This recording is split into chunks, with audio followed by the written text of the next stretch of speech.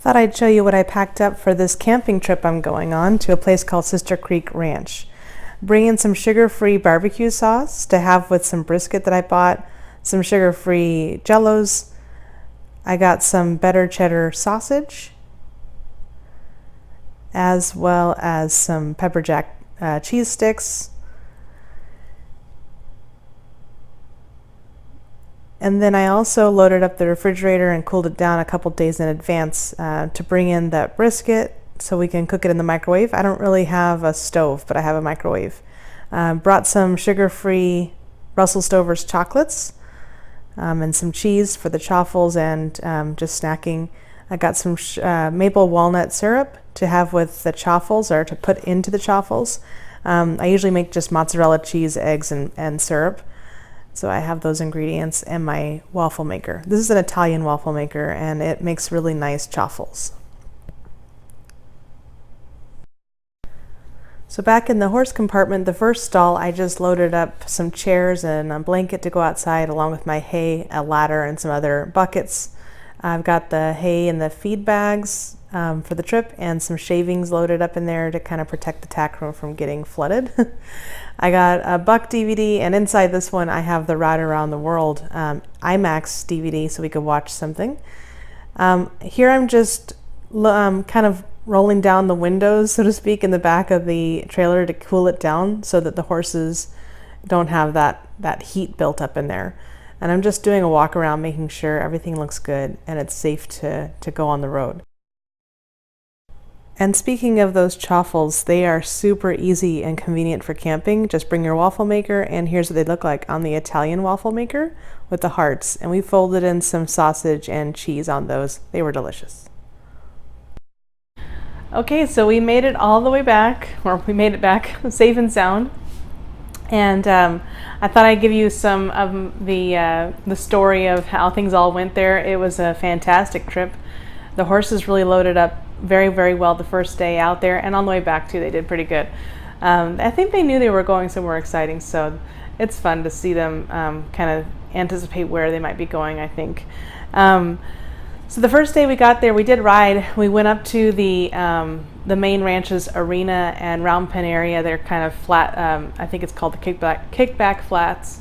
They have cabins there for people who have maybe want to stay there instead of their trailer, or they don't have a living quarters horse trailer, so they can stay in the cabins. They're very reasonable and beautiful too. So I would highly recommend, if any of you guys are interested in going there and you live near the Austin or San Antonio area, it's an easy drive out.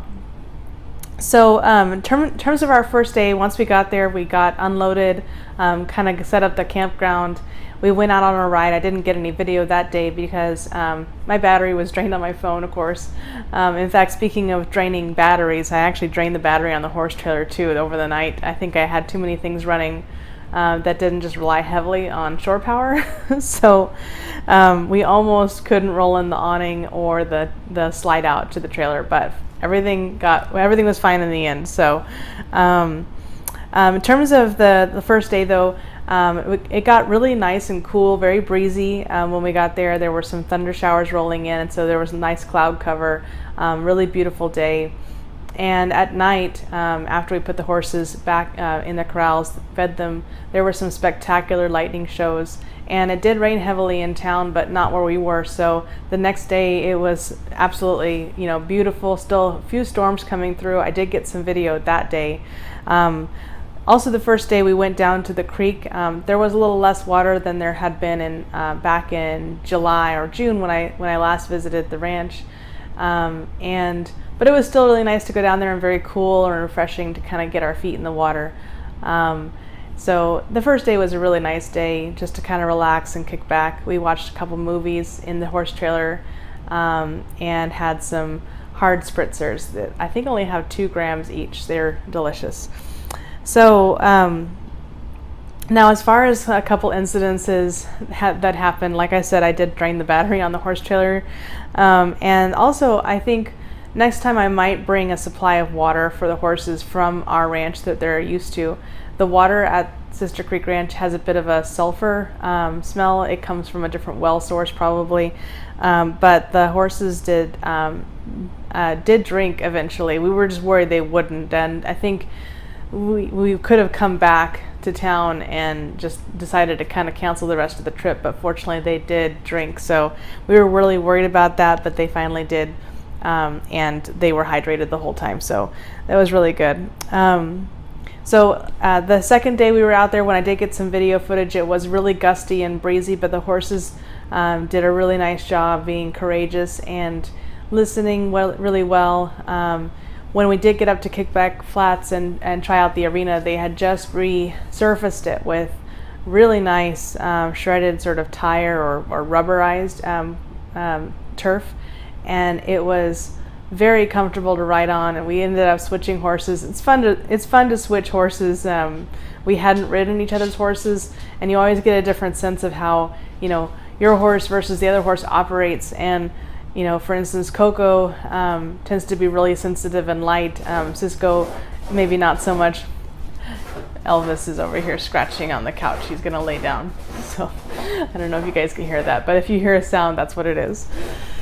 So yeah, Cisco on the other hand he can do more lateral flexion, and he's probably better trained than Coco is. So it's fun to kind of get on another horse, ride them around, get a chance to kind of compare, and you see that, you know, there's some things that Coco can do that Cisco can't, and Cisco can do that Coco can't. So it's kind of like you can identify sort of a gap assessment in a way. So that was fun. We just kind of played around, hung out at the Kickback Flats, and rode our horses back and forth between there and the RV sites. Speaking of the sites, really nicely equipped. They're a gorgeous location, as you'll see in the video. Just sort of, you know, tranquil and peaceful, serene. Definitely got a sort of meditative quality, and I really could not have asked for a better place to spend a birthday and to ride out with friends. So I'm really grateful for all that that happened on the trip and the memories that I have.